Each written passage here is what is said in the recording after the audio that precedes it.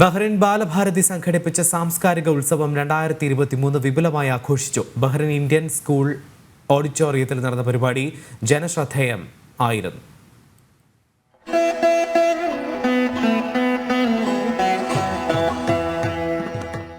April 23 Manama Sreekrishna ക്ഷേത്രത്തിൽ ആരംഭിച്ച ആധ്യാത്മിക പരിപാടികളോടെയാണ് സാംസ്കാരിക ഉത്സവത്തിന് തുടക്കം കുറിച്ചത്.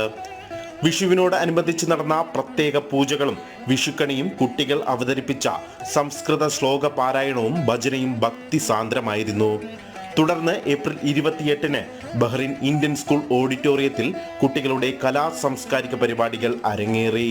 വെള്ളിയാഴ്ച രാവിലെ 11 മണിക്ക് നടന്ന സാംസ്കാരിക സമ്മേളനത്തിൽ ബഹ്റൈൻ ഇന്ത്യൻ സ്കൂൾ പ്രതിനിധികളും ബാലഭാരതി അധികാരികളും പങ്കെടുത്തു.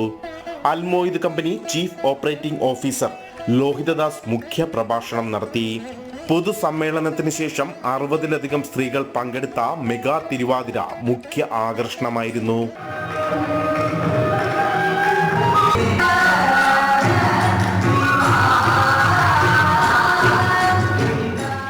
ബാലഭാരതി കുട്ടികൾ അവതരിപ്പിച്ച നൃത്യങ്ങളും നാടകങ്ങളും കാണാൻ നിരവധി പ്രവാസികളാണ് ഇന്ത്യൻ സ്കൂൾ ഓഡിറ്റോറിയത്തിൽ എത്തിച്ചേർന്നത്.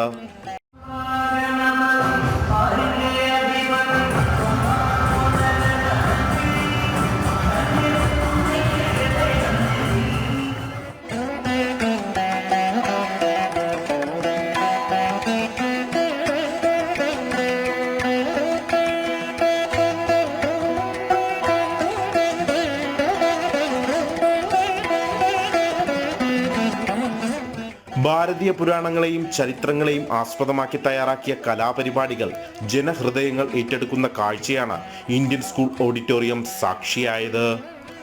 സുരജ് കുലശേഖരം, ജനം, ബഹ്റൈൻ.